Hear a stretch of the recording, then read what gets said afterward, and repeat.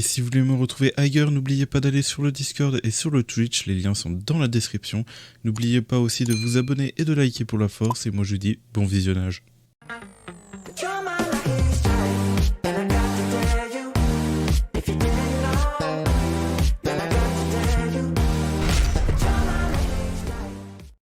Eh bien le bonsoir tout le monde, on se retrouve pour une nouvelle vidéo sur One Punch Man World.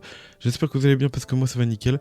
On se retrouve pour une nouvelle vidéo pour parler justement de ce jeu qui vient tout juste de sortir le 1er février à 2 h du matin. Donc vous pouvez trouver le jeu sur le site officiel de One Punch Man pour jouer sur PC. Et vous pouvez aussi très bien jouer sur mobile, c'est un jeu mobile de base. Et franchement pour un jeu mobile, on peut voir que le jeu est très détaillé et très beau. En termes de qualité, très agréable à regarder.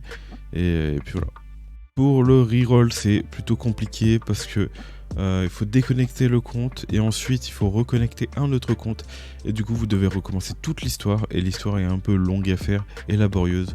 En sachant que les taux de drop sont plutôt infimes. Mais ça, on va en parler juste après, justement, dans la vidéo. Donc pour ceux qui veulent reroll, vous pouvez reroll. Mais je vous déconseille parce que ça vous prend beaucoup de temps et en plus les taux de drop sont vraiment très infimes.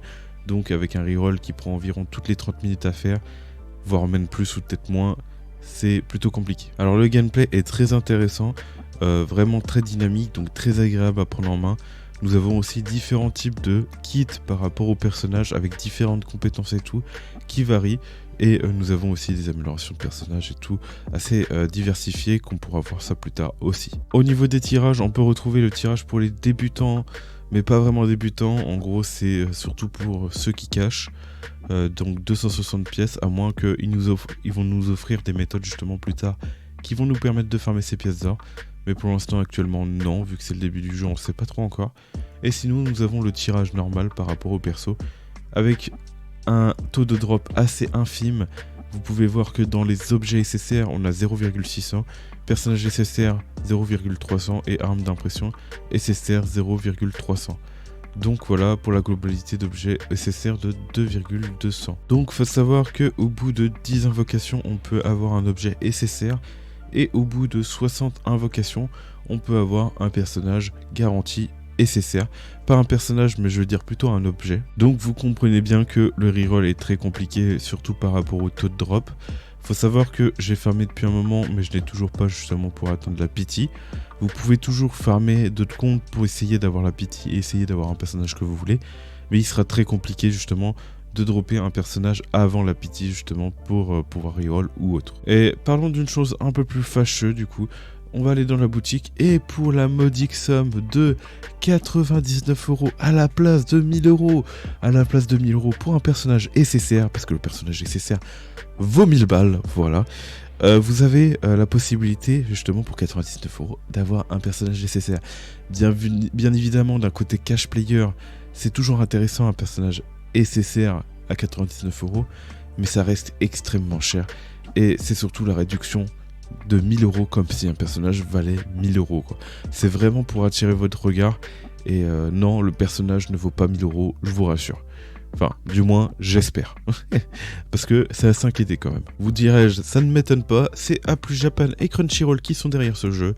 Donc bien évidemment, pour rappel, c'est eux qui ont fait le jeu My Hero Academia The Strongest Hero et le fameux Street Fighter Duel qui ont à peine duré quelques temps parce qu'ils ont fait un drama direct. Donc pour ma part, mon conseil c'est de vous déconseiller justement de mettre des sous dans le jeu parce que c'est quand même Crunchyroll et A+ Japan justement qui gèrent le jeu derrière.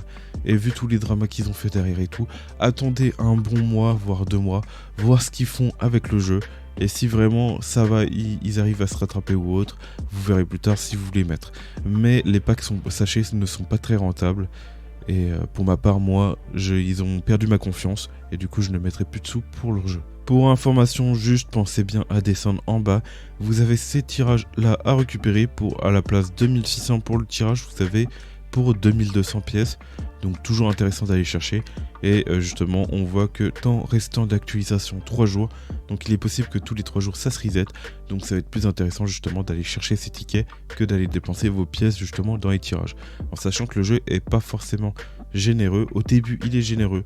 Mais avec le système économique qu'on a actuellement, ça risque justement de s'inverser à l'avenir. Et justement dans le endgame ne pas être du tout récompensé. Et du coup le endgame du coup risque d'être fade par la suite, justement parce qu'on risque d'avoir trop peu de récompenses. Bien évidemment, je laisse la chance au jeu, ça se trouve très bien qu'ils vont peut-être nous donner beaucoup de récompenses, qui sait, mais j'y crois très moyen en sachant ceux qui gèrent le jeu derrière, et puis voilà.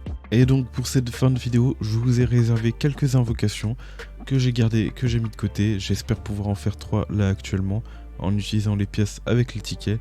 On va aller invoquer, on a 4 multis si possible, voire 3 si pas possible. Et puis voilà, allez c'est parti, on espère avoir de la chance, même si on y croit moyen avec les drops.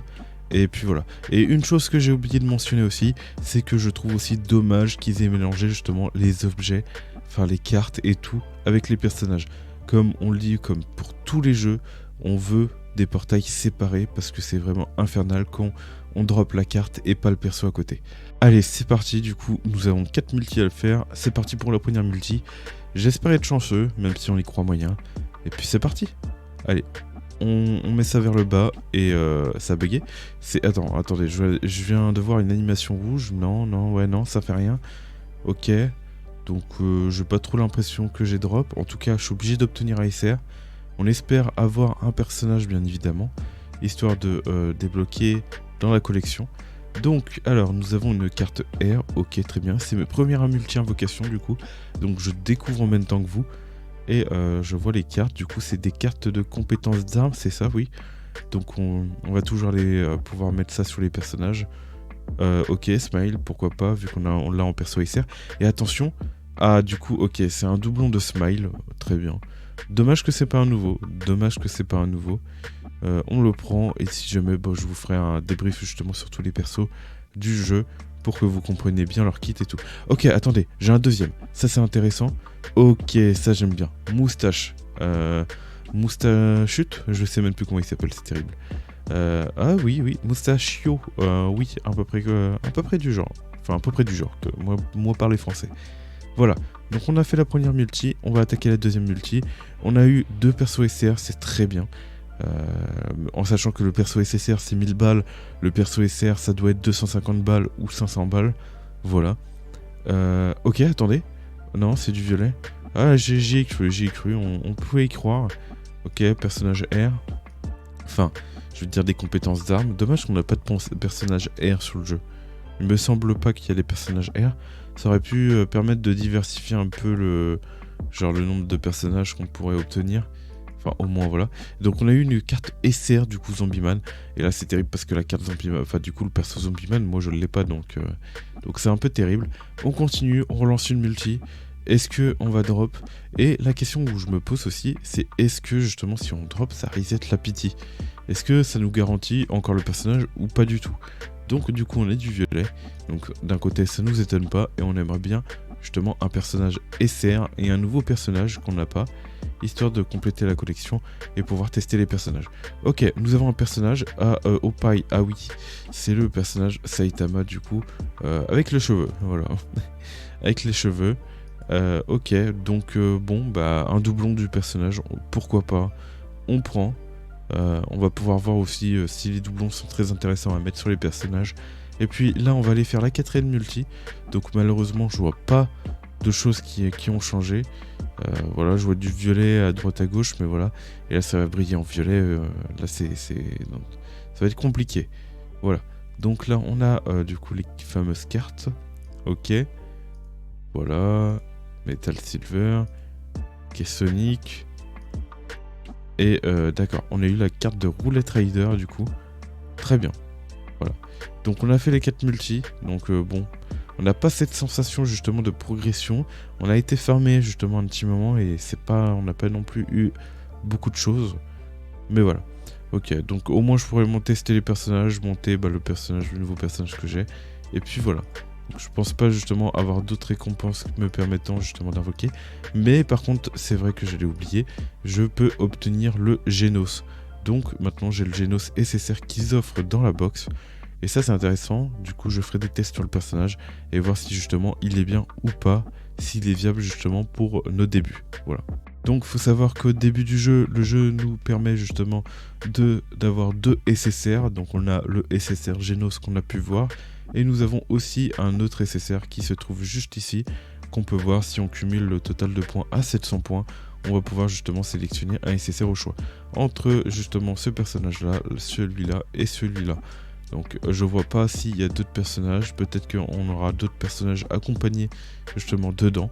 Et sinon par rapport à ça, est-ce que ça va être free to play justement? En free to play on va pouvoir compléter les 7 jours entièrement sans problème. Ça aussi c'est une autre question et j'espère justement qu'ils vont nous permettre justement d'aller récupérer le personnage SSR en farmant tout. Donc si jamais je vous recommande ce jeu est prenant, la qualité est pas mal, le gameplay est très intéressant. Voilà, je vous le recommande, mais bien évidemment en restant free to play, en connaissant les studios derrière, je vous conseille de rester free to play et justement d'attendre justement pour ceux qui veulent cash 2 semaines, voire 1 mois, voire 2 mois avant justement de cash, parce qu'on ne sait pas justement le jeu, ce que va donner le jeu dans le endgame. Ça se trouve que justement il va pas du tout être free to play friendly ou bien d'autres. Bon, j'espère que vous avez aimé cette vidéo, n'oubliez pas de liker et de vous abonner, et moi je vous dis tout simplement tchuss pour de prochaines vidéos et de prochains lives. Si vous voulez rejoindre là-bas le Discord, c'est dans la description. Allez, et moi je vous dis tout simplement tchuss.